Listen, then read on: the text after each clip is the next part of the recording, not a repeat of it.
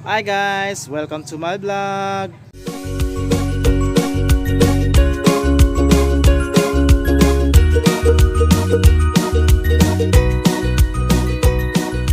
Para po to ipapakita natin kung ano yung talisay nuts.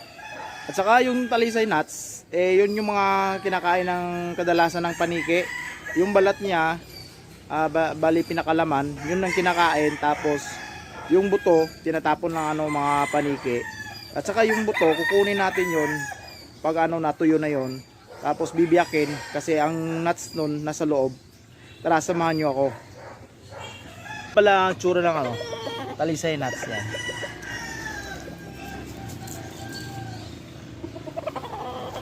Hanap pa tayo ng iba. Ganito pala yung tsura ng talisay nuts. Ayan. Ito, yung pinakalaman nito, yun yung nuts. Kaya kailangan natin biyakin. Kasi matigas tong niya, buto.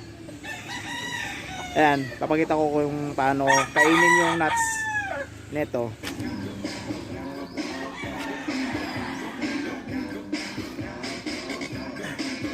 Ito po yung tsura ng talisay nuts.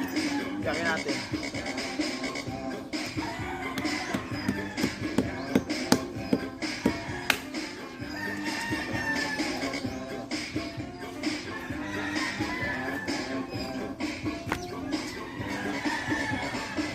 Ito yung laman. Ayan. Nuts yan.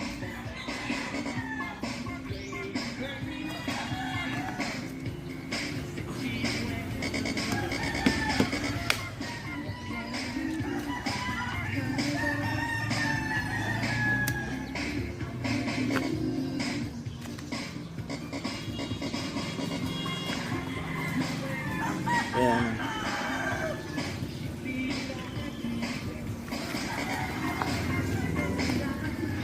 Ito yung mga tinatapon ng paniki.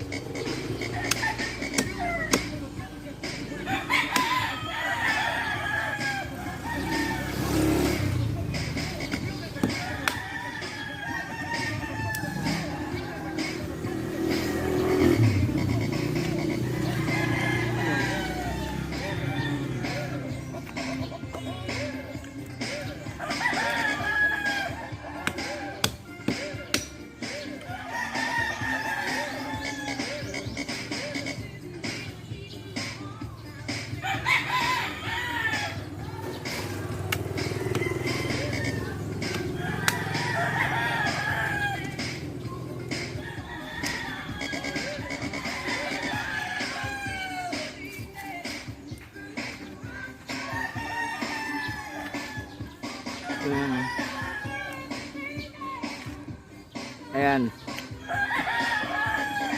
Ito yung laman.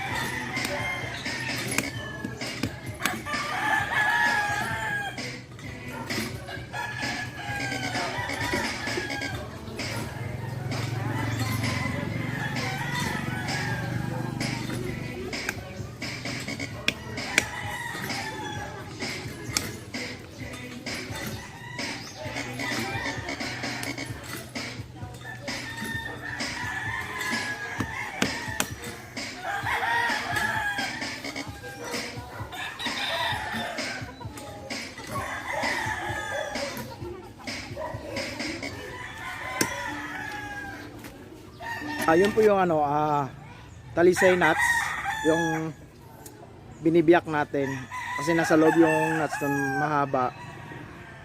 At saka yung puno ng talisay nuts, papakita ko sa inyo kung ano itsura ng punong talisay nuts. Siguro marami naman nakakaalam sa atin kung ano itsura ng talisay na puno. Masarap siya. Isa yun sa mga pwedeng kainin na tinatapon lang ng ano, ng paniki. Po yung mga paraan natin na ano, makalumang kinakain nung bata pa tayo, kasi sa bata pa ako yung mga kinakain ko ganun.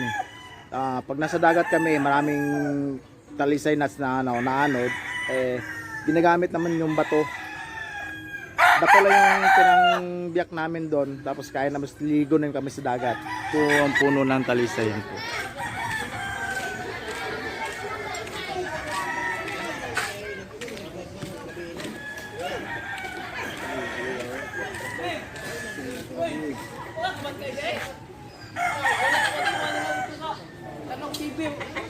Yan po yung puno ng talisay.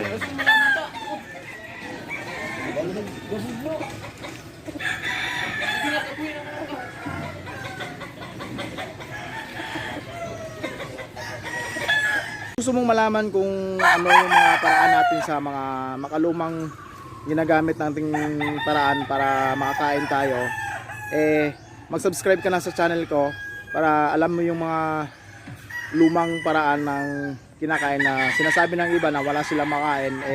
Papakita ko sa inyo kung ano ang mga pwedeng kainin na nasa palibot lang sa ating kapaligiran. At saka kung bago sa ating video, mag-subscribe na at saka click yung bell button para update dito sa ating mga bagong video na lalabas.